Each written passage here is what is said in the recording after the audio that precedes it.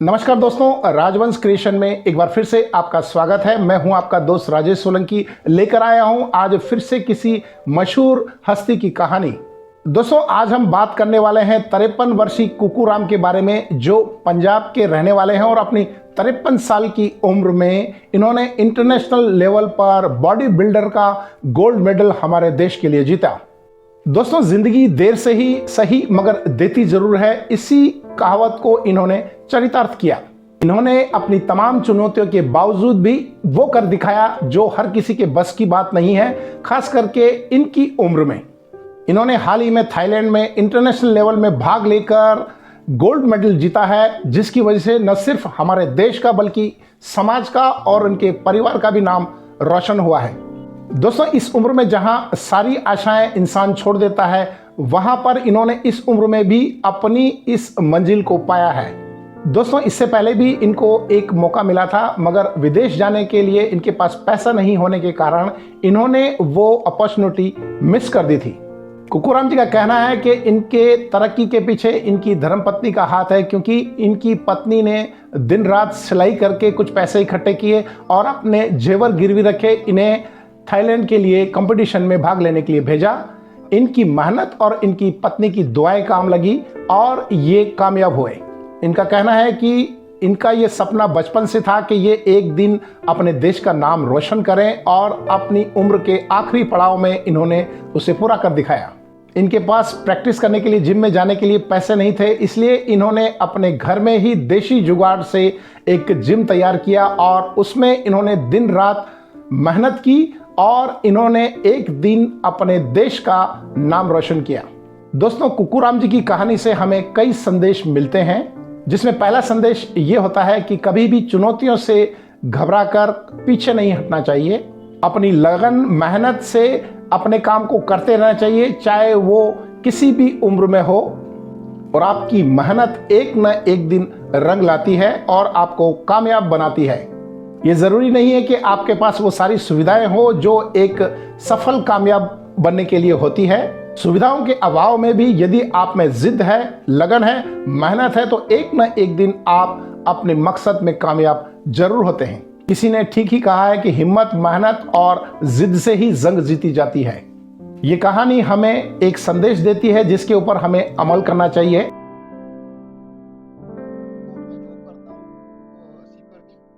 वहाँ पे 9,000 रुपये तनख्वाह आया।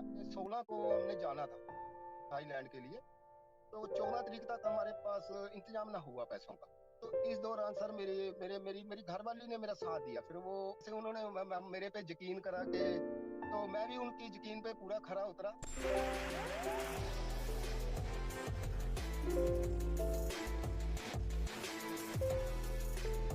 जब मेरी उम्र 10 या 11 साल की हो गई, तो उस वक्त सर मैं ना किसी के घर पे नौकर लग गया, भैंसों को चराने जाता था सर।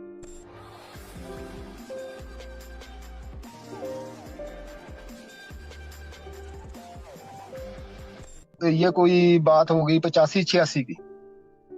वहां से मेरी बॉडी बिल्डिंग शुरू हुई थी। तो मैंने 88 में जाके वहां पे पार्टिसिपेट किया पहली बार मिस्टर पंजाब सीनियर में। तो सीनियर मिस्टर पंजाब में मैं 4th प्लेस पे रहा।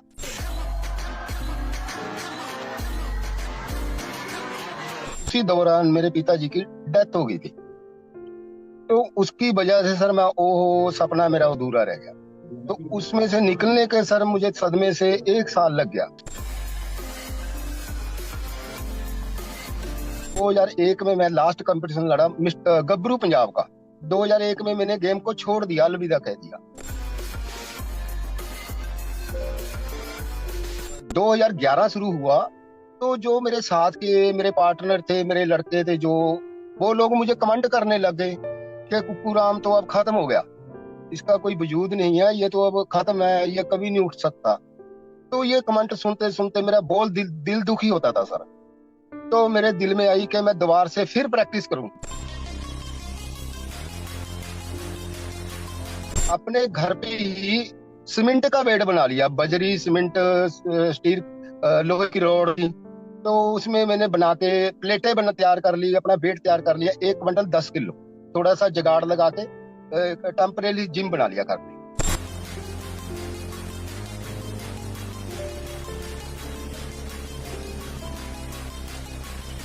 उनको लगा कि मुझे हाँ हमें अच्छे क्लब चाहिए, हमें अच्छे जिम चाहिए, हमें अच्छा कोच चाहिए, तो वो लड़के मुझे छोड़ के चले गए सर। तो जब वो लड़के चले गए तो मेरा बहुत मन दुखी हुआ। मेरा सर खुद का कोई बच्चा नहीं है, मेरा कोई खुद का नहीं है, तो उनमें ही मेरे सपने थे। जब वो मुझे छोड़ के चले गए, दुख हुआ, तो मेरी वाइफ बोली कि कोई बात नहीं, अब इतना दुखी ना हो, अब आप अपने लिए प्रैक्टिस करो।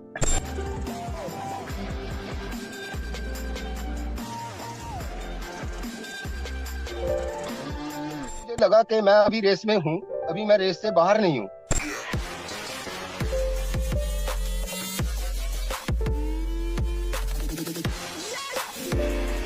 बात तो भेद बात तो सर देखो ऐसे है, मैं अब कोर्ट में सीपर लगा हुआ हूँ।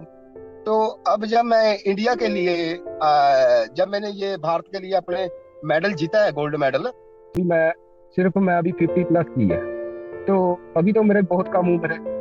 तो सर मैं आगे सोच रहा हूँ कि जब मैं लास्ट कंपटीशन छोड़ू तो मैं 80 प्लस करके पार्टिसिपेट करना छोड़ू। सर ਉਹਨਾਂ ਨੂੰ ਤਾਂ ਮੈਂ ਇਹੀ ਮੈਸੇਜ ਕਰੂੰਗਾ ਵੀ ਕਦੇ ਹਾਰ ਨਾ ਮੰਨੋ।